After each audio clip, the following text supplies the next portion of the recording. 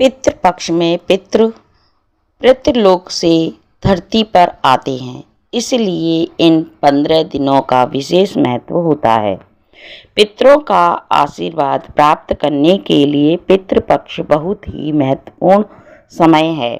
इन 15 दिनों में आप अपने पूर्वजों को याद करके उनकी तिथि के हिसाब से श्राद्ध कर्म के कार्यक्रम करते हैं, लेकिन इस दौरान कुछ बातों का विशेष ख्याल रखना चाहिए। दरअसल श्राद्ध को लेकर कुछ नियम बताए गए हैं जिनका पालन जरूर करना चाहिए। यदि श्राद्ध के कार्यक्रम में कोई भूल या चूक हो जाती है तो आपको पितरों की नाराज़गी का शिकार होना पड़ सकता है। तो आइए जानते हैं पितृपक्ष के दौरान श्राद्ध तर्पण विधि किस तरह करनी चाहिए। पितृपक्ष के पूर्वजों के नाम से श्राद्ध किया जाता है। परिवार में जो कोई भी पितृपक्ष का पालन करता है या पितरों का श्राद्ध करता है, उन्हें इस दौरान सिर्फ सात्विक भोजन ग्रहण करना चाहिए। पितृपक्ष में भूल करके भी प्याज, लहसुन, मांस, मृदा से परहेज करें। साथ ही दूध का उपयोग जितना कम से कम हो सके करें। पितृपक्ष में हल्की सुगंधित वाली पुष्प पितरों के नाम से अर्पित करनी चाहिए तथा सुगंधित वाले फूलों का इत्र न करें। पितरों के नाम से जो भी तर्पण आदि किया जाता है वह दक्षिण दिशा की तरफ मुंह करके जल अर्पित करें। पितृपक्ष में रोजाना गीता का पाठ जरूर करें। साथ ही इन बात का ध्यान रखें कि आप श्राद्ध के लिए किसी से कर्ज आदि न लें। अपने सामर्थ्य के अनुसार ही श्राद्ध करें। सबसे वशिष्ठ पुरुष के ही द्वारा निर्मित दर्पण यानी कि श्राद्ध को जल चढ़ाना चाहिए। यदि वशिष्ठ उपलब्ध न हो तो पोत या नाती भी दर्पण कर सकते हैं।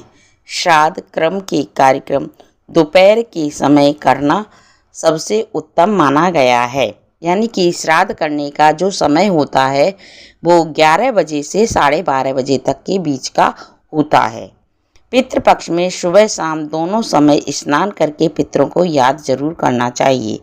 पितरों के तर्पण के लिए सूर्य उदय से पहले जोड़ी लेकर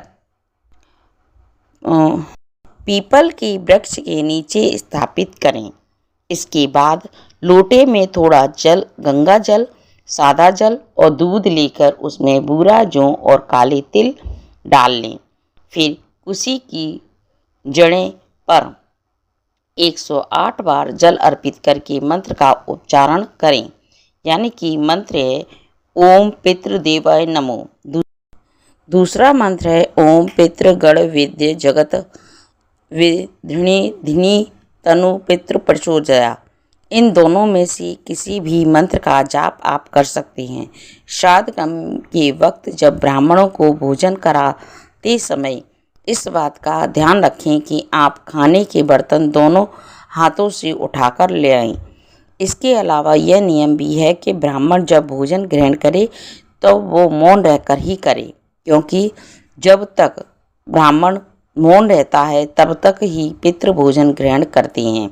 साथ ही भोजन परोसने वाले को भी मौन ही रहना चाहिए। पितरों का श्राद्ध सिर्फ अपने घर में ही करें। दूसरे की जमीन पर उनका श्राद्ध भूल करके भी ना करें।